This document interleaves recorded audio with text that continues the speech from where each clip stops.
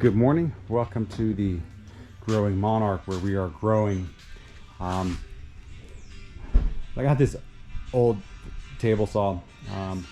I had it on a base at the old house, but the base I took apart in order to move it, and I have not, since we've been here for 2 months, gotten around to putting the table saw back on legs, which is semi-convenient today because the carport is where we intend to build the Chickasha Mini-Me.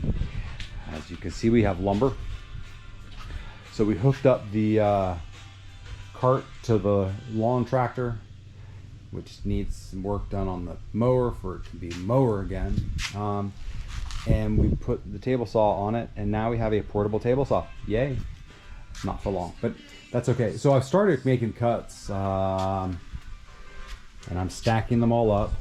I have my cut list here. I've got a couple of concerns at this point already, but we'll get to that later.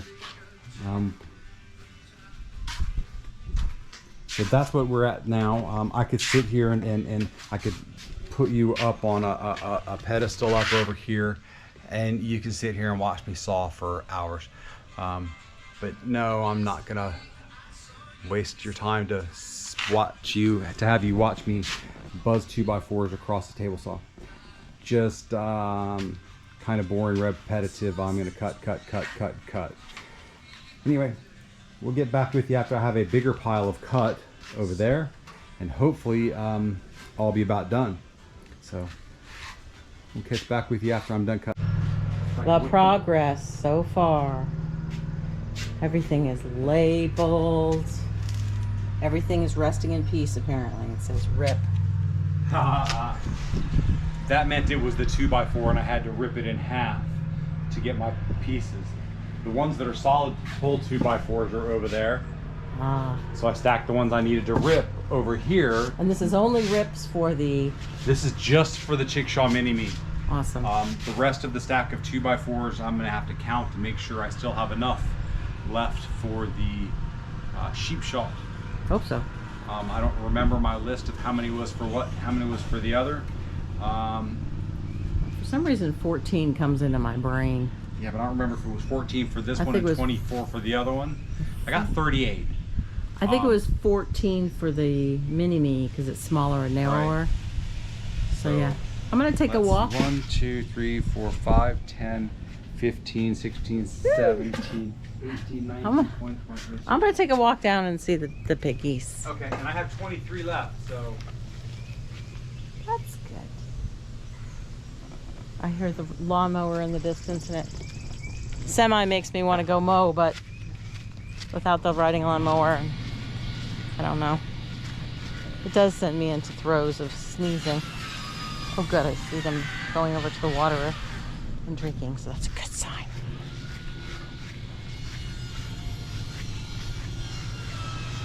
Anyway, last night, Smokey and a black male cat had a super brawl right over there, and it started to get really heated, so we sent Tad out, and Tad, amazingly enough, only went after the black cat and chased it back into the tree line back there, which I think there's barbed wire back there, so it couldn't get very far. So he didn't really come when we called him the first couple of times, but then he did turn around and come on back. So Smokey did come back and eat this morning, so he seems to be fine. And Tad actually did something productive for a change, so that's cool. Not sure what the black cat was all about, but the folks that told us about Smokey, that we exchanged him and brought him over here to live, said that he does defend his territory quite aggressively towards fox and raccoon, so that's fine with me. Are you guys getting a drink?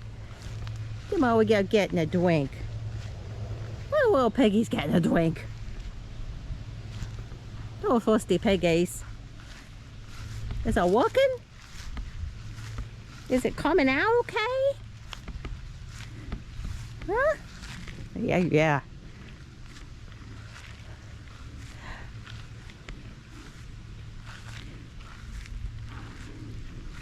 Is it working? Yeah?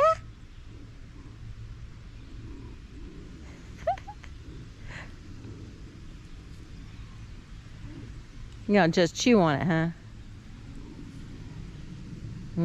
There you go. There you go. You're not gonna dig up underneath the water and make a hole, are ya? Are ya?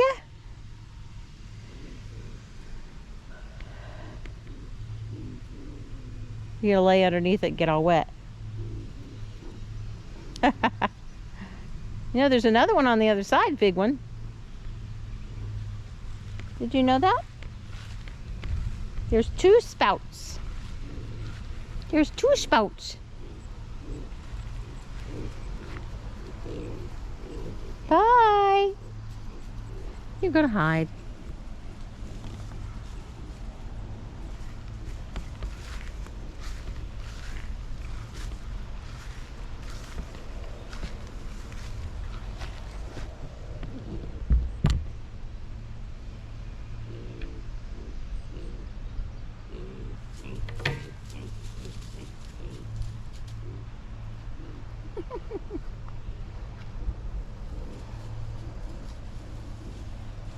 You're good at hiding.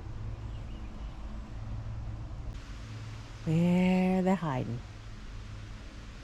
Little peek, peek, peek. They're hiding right over there.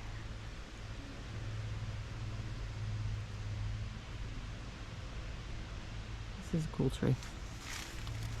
Very cool tree. Comes in over there, comes up, brings canopy across, goes way up there. But I like the way it crosses here. It's pretty cool.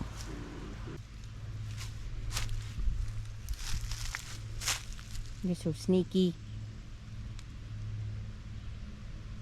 You're so sneaky.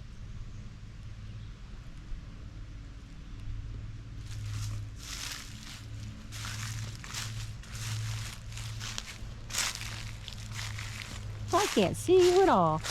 I suppose I will go back in and I will edit a video. So I hope you enjoyed the last one. We really enjoyed our visit with Cliff Davis, and he's going to be another person we add to our list of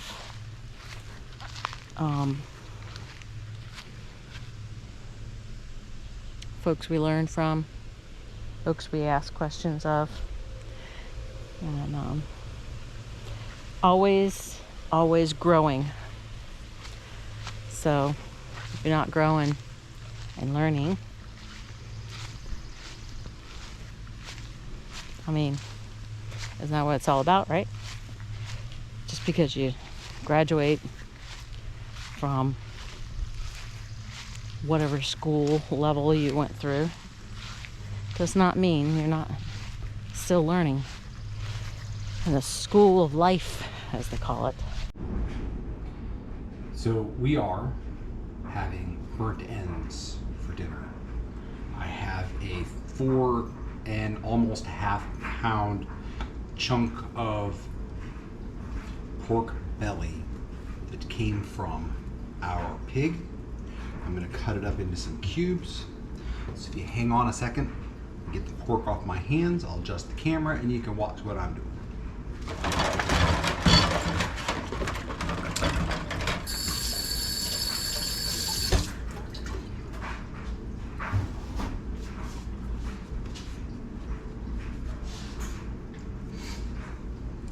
Okay, see if we can get a good view of that.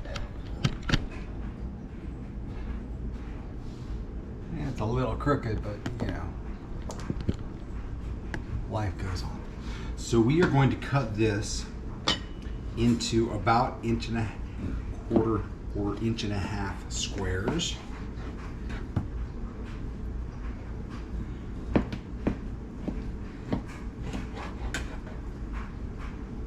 And hope, because this was a really fat pig, there's actually some meat in here we'll be eating, because a lot of this is really just fat. There we go.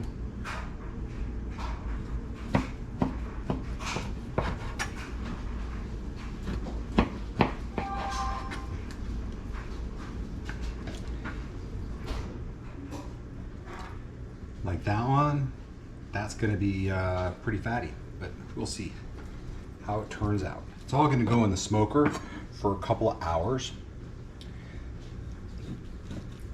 If you follow the Bearded Butchers, I'm following their basic recipe.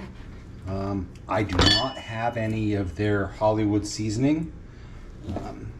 So we've improvised and gone with an Emeril Lagasse basic rub. It's kind of similar to a Memphis rub, but probably with a little less kick of the chili powder. Yeah. Yes, it does have chili powder in it, but probably less than your standard Memphis rub. I find I like the Memphis rubs. They're got a good spice to them. Sandy. I didn't add brown sugar yet. Okay. Sandy is not as much of a heat lover as I am, so I tend to tone down Memphis. So there we have our pot. Since I need my hands again, let me wash them again real quick.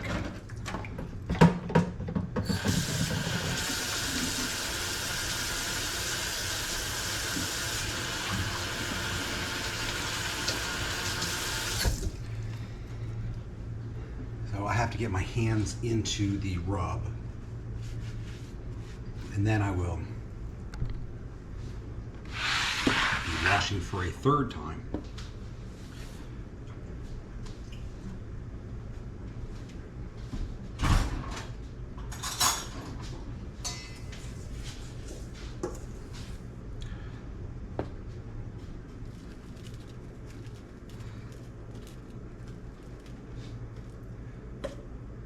So that was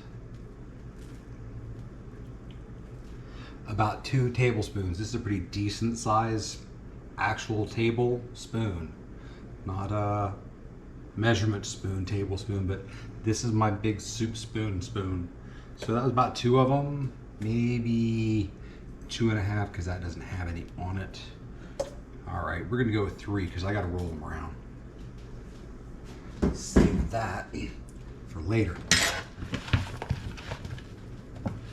So you want them all to be nice and covered. So I'm going to roll them around. There's plenty down in the bottom. They'll have a nice coating on all 8 sides.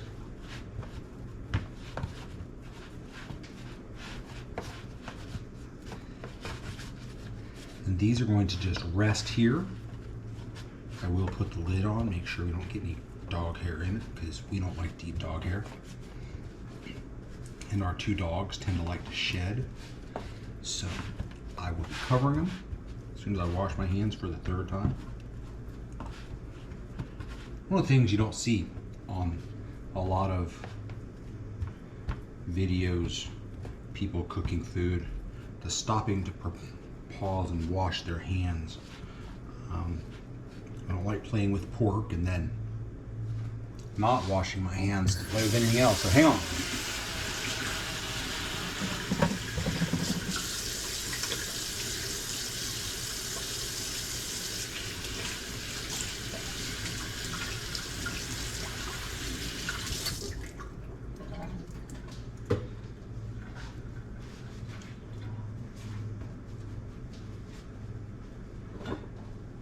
Okay, there we have it. They will now sit on the counter. It's 11:45. I will probably put them on the smoker around, they're gonna be 3.5 hours on the smoker. If I put them on the smoker around 2, 3, 4, 5, 5:30 or so, we'll be eating dinner. That sounds good to me. Sound good to you? Sure. Okay. So the next step is honest. Put all of that on the rack in the smoker at 250 degrees.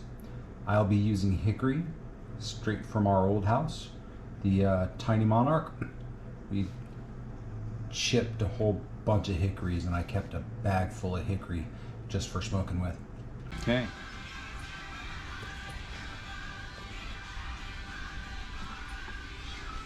Not too close together, it said so. Yeah.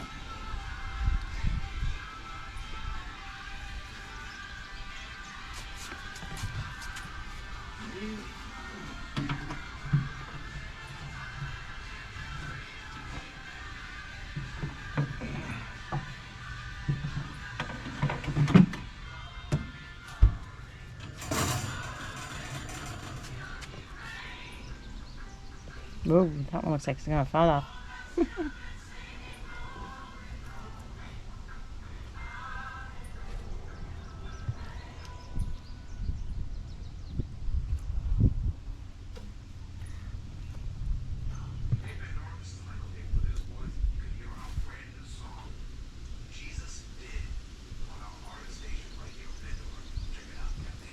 I try to get on 2 racks. Yeah, I'm gonna try. You have to squeeze that one on the other one.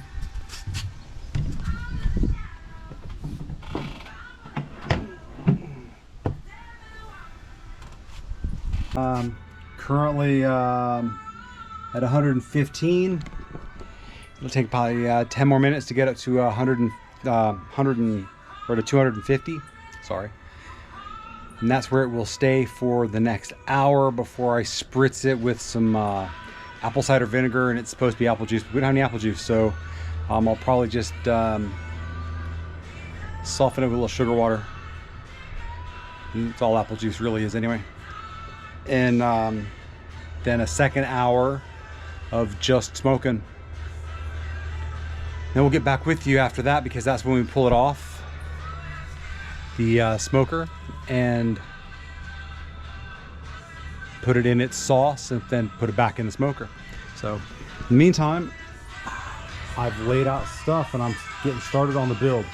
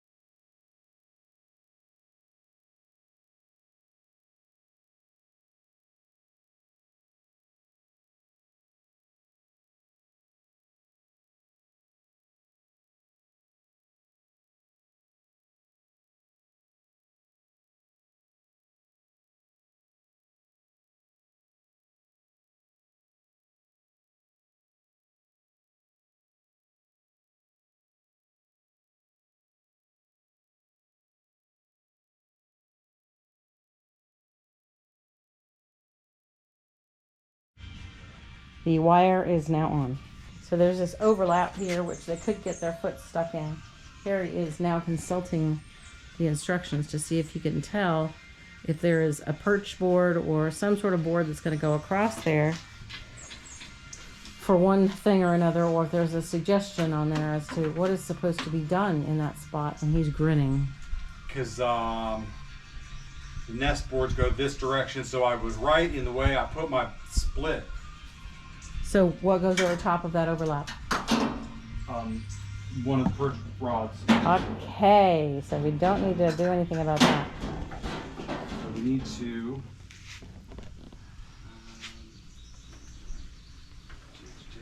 so I need the shorter screws.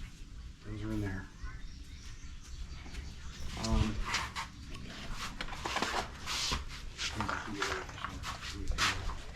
So that's this, and this.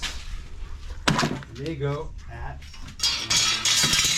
I'm tearing up the joint. center and 1 foot back and back. So there's one there, and one over there. And they just sit flat on there? Right, I have to screw them down. Well, yeah, because... So there you go. 3 perches. Okay. Quick update since it's been a little while.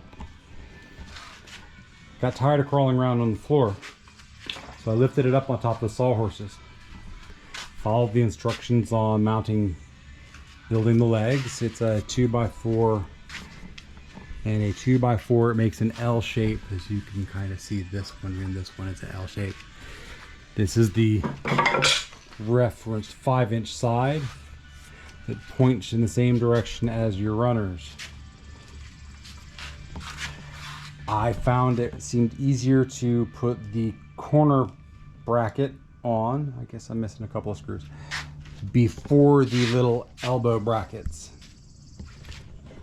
That's just me. So yes, I got these mounted before I put it up here. Now I'm working on the top. I got the top rail over on this side and the top rail on this side. Then I'm gonna get this one across there and the matching one on the other side. And that will get us through to ready for step number 10, which is where we start to have lots of fun with lots of others, with lots of little pieces, because the bigger pieces will be done. Hi, how are you? We're back to the smoker. I guess I need to take my glasses off because I'm gonna get blasted with heat and I would never be able to see. So it is time to transfer the lusciousness. Waiting for the smoke to clear so you can see what you're doing.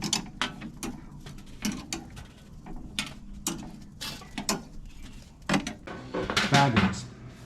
So now we need a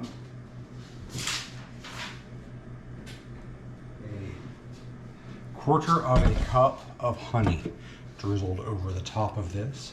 We're going to use whatever's left in this jar here, which isn't much.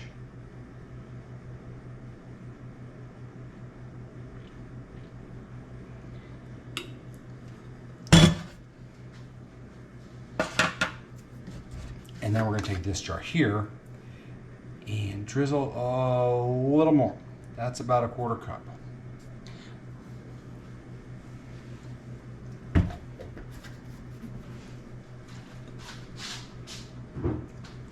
Sorry, my fingers are now sticky.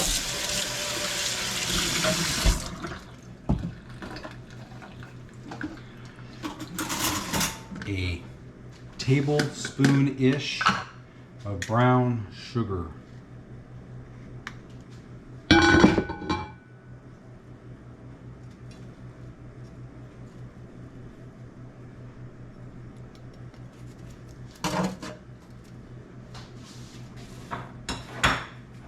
And a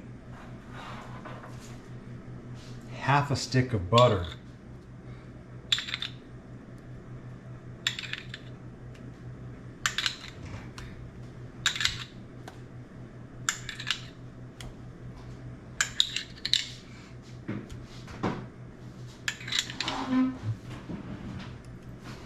That looked like a half a stick of butter. How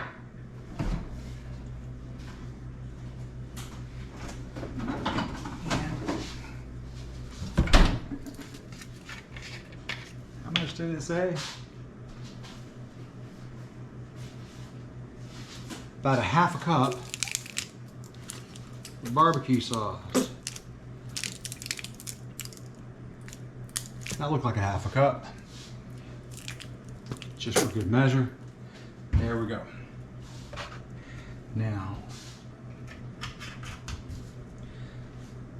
I'm gonna throw a piece of foil over the top, mostly because my lid doesn't fit well. It's not really the right lid for it, but it is the one I have. And the one I have is better than one I don't. So there you go. There's our meat candy getting ready to go into the smoker again for another hour. We need to take this out and transfer the goodies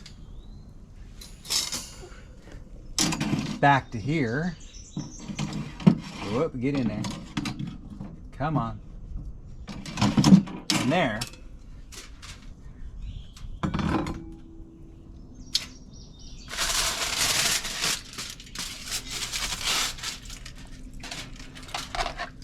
Wow, that made lots of sauce down in there.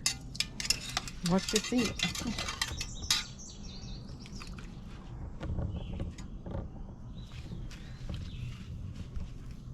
So they're gonna go in here for another 15 or so minutes to, as they put it, dry off. So there we have it. Meat candy, burnt ends, and cornbread, and baked beans. And I know the cornbread looks a little light. So thanks for joining us today.